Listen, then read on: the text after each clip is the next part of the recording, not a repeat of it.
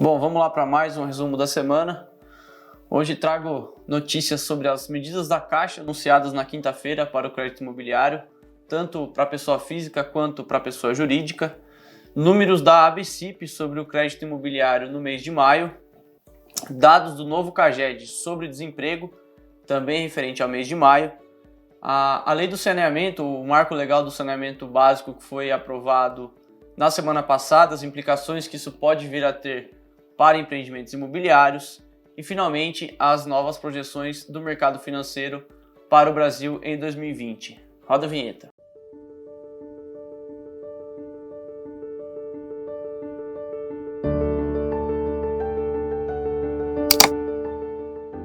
Bom, vamos começar pelas medidas, então, que a Caixa anunciou na manhã de quinta-feira. O anúncio foi realizado pelo presidente do banco, Pedro Guimarães, e pelo vice-presidente de habitação, o Jair Luiz Mal.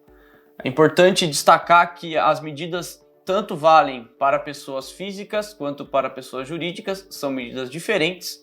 Eu vou começar falando das medidas para os adquirentes de imóveis. São duas as medidas. Primeiro, a inclusão imediata dos custos cartorários e do ITBI, que é o Imposto sobre a Transmissão de Bens Imobiliários, no financiamento imobiliário contratado para aliviar a despesa inicial dos adquirentes. Ou seja, os custos cartorários e o ITBI vão fazer parte do financiamento imobiliário. Então isso vai aliviar, num primeiro momento, o caixa das famílias, dos adquirentes de imóveis. A Caixa estima um aumento de liquidez na ordem de 2,4 bilhões de reais no segundo semestre.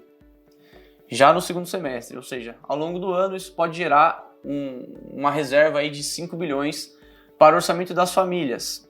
E a segunda medida é a possibilidade de registro eletrônico dos contratos habitacionais a partir do dia 13 de julho, portanto não a próxima segunda-feira, a seguinte, nas unidades vinculadas às construtoras, ou seja, isso não vale para a autoconstrução, pessoas que constroem sua própria casa ou seu próprio prédio, e nem para aquisição de imóveis usados. De acordo com o vice-presidente de habitação da Caixa, mais de 1.300 cartórios já estão interligados à plataforma em 14 estados brasileiros. E o presidente Pedro Guimarães afirmou que o tempo médio para registro dos contratos vai cair de 45 dias para 5 dias com essa medida. E para as construtoras, são 3 novas medidas. Eu falei mais detalhadamente sobre cada uma delas no último episódio do quadro Smartus Explica. Inclusive vou deixar o link aqui na descrição do vídeo para você entender em detalhes o que cada uma dessas medidas é e como ela impacta as construtoras, a pessoa jurídica, né? As empresas do mercado imobiliário. Mas rapidamente vou citá-las aqui. Primeiro, os recebíveis das vendas de imóveis vão poder ser utilizados para o pagamento dos encargos dos empreendimentos contratados via SBPE, não vale para o FGTS essa medida. Segunda ação é flexibilizar a comercialização mínima necessária de imóveis de 30% das unidades para 15% nos novos empreendimentos. Aí vale tanto para a FGTS quanto para a contratação via SBPE. E a terceira medida, reduzir a exigência de obra para 15% nos novos empreendimentos, também tanto nos contratos do SBPE quanto com recursos do FGTS. Tá legal? Então, para entender melhor como cada uma dessas medidas impacta para as construtoras, como beneficia, melhora o cenário para as construtoras e incorporadoras, confira o link na descrição do vídeo do último episódio do quadro Smartus Explica. Segundo assunto do nosso resumo da semana, o crédito imobiliário com recursos da poupança subiu em maio e já retornou aos patamares pré-pandemia. Então, aí uma boa notícia para o mercado imobiliário. Em maio, o volume do crédito imobiliário para aquisição ou para construção de imóveis foi de 7,13 bilhões, 7 bilhões e 130 milhões de reais. Para se ter ideia, né, como base de comparação, em janeiro o montante foi de 7,14 bilhões, portanto 100 milhões de reais a mais somente. Ou seja, houve um baixíssimo impacto do novo coronavírus, pelo menos até o momento, sobre a demanda do crédito imobiliário com recursos da poupança, algo que foi endossado pelos números apresentados tanto pelo Pedro Guimarães quanto pelo Jair Mal na live da última quinta-feira, quando anunciaram as novas medidas da Caixa justamente para o crédito imobiliário. O resultado do mês de maio, com recursos da poupança, avançou 8,2% em relação ao mesmo período em 2019. E no recorte dos 5 primeiros meses do ano, o crescimento foi ainda mais expressivo, de 23,2% em relação ao ano passado. É importante ressaltar que o informativo da ABCIP considera somente os novos financiamentos contratados com recursos da poupança, ou seja, não estão inclusos os refinanciamentos, o que comprova a manutenção da demanda e que este mercado, o mercado imobiliário, para financiamentos com recursos da poupança, até o momento, até o mês de maio, considerando aí abril e maio completamente afetados pela pandemia, não sentiu muito os impactos, o que é ótimo, uma ótima notícia. Nosso terceiro destaque do resumo da semana são os números do novo CAGED. A construção fechou 18.700 postos de trabalho formal no mês de maio, entre admissões e desligamentos, mas esta também não é uma notícia ruim. Por incrível que pareça, também é uma notícia boa. Por quê? Apesar de ser negativo, o resultado, o saldo negativo, foi 73% menor do que em abril, quando houve 70 mil empregos encerrados no setor. Ou seja, apesar de ter fechado postos de trabalho, já está havendo uma desaceleração do desemprego na construção. No acumulado do ano, o saldo ele é negativo em 44 mil vagas, o que equivale a mais ou menos 2% de todos os empregos formais na construção. Na comparação com outros grupamentos do novo CAGED, a construção só perde para a agropecuária, que entre janeiro e maio abriu 25 mil postos de trabalho. Os setores de comércio e serviços são os que mais fecharam vagas no período, 446 mil e 442 mil respectivamente. Apesar de frear a retomada que era ascendente no setor imobiliário, a expectativa é que a construção consiga se recuperar mais rapidamente desta recessão, causada pelo novo coronavírus.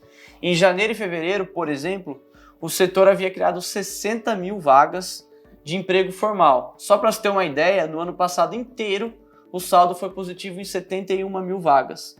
Então, dá para ver que realmente o ano era muito promissor, e possivelmente a construção vai se recuperar com maior rapidez.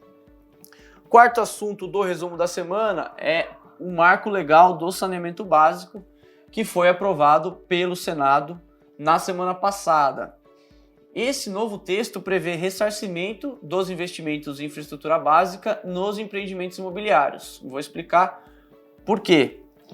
O texto prevê que a agência reguladora deve instituir regras para que os empreendedores imobiliários sejam ressarcidos na hipótese de haver um investimento em redes de água e esgoto antes do que o atendimento obrigatório pela empresa responsável. Em outras palavras, quando a incorporadora ou a loteadora disponibilizar a infraestrutura básica antes da realização do serviço que compete à concessionária responsável. E aí, nesse caso, a concessionária é quem vai ressarcir a empresa, a incorporadora, a construtora, o empreendedor imobiliário. Então esse é um ponto do Marco Legal do Saneamento Básico, que também é positivo para o nosso setor.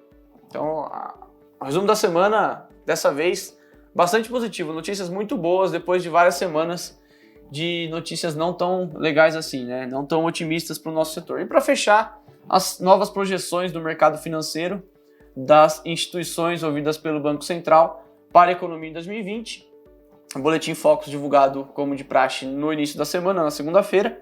O PIB apresentou uma leve retração para 6,54%, na semana anterior era de 6,5%, então ficou ali praticamente na mesma, oscilou bem pouco. Só que já parece distante uma queda mais próxima dos 2 dígitos, como se temia no início da pandemia. O IPCA deve encerrar o ano na casa de 1,63%, também não teve muita alteração. E a Selic deve realmente ser cortada mais uma vez em 0,25% até o final do ano, encerrando 2020 em 2%. Então deve haver aí mais um corte pelo menos. E como a gente tem trazido, não só aqui no resumo da semana, como em outros conteúdos, a Selic nesse patamar é muito positivo para o mercado imobiliário. Tem diversas matérias no nosso site. Essa semana tem uma sobre os imóveis como ativos para investimento, como a política monetária e o cenário macroeconômico estão beneficiando esse movimento, tá legal? Recados finais antes da gente fechar, encerrar o vídeo, esse resumo da semana. Inscreva-se no canal, clica no sininho para receber novos vídeos. Siga a Smarts no Spotify, Smarts Brasil, nas demais redes sociais, Facebook, LinkedIn, Instagram e Twitter, SmartsBR. Cadastre-se gratuitamente na newsletter semanal da Smarts, enviada nas noites de domingo com todos os conteúdos que produzimos ao longo da semana. E finalmente conheça e assine o Smarts Play, a plataforma exclusiva de vídeos da Smarts para o mercado imobiliário, para tomadores de decisão de incorporadoras, loteadoras, urbanizadoras, construtoras, para investidores.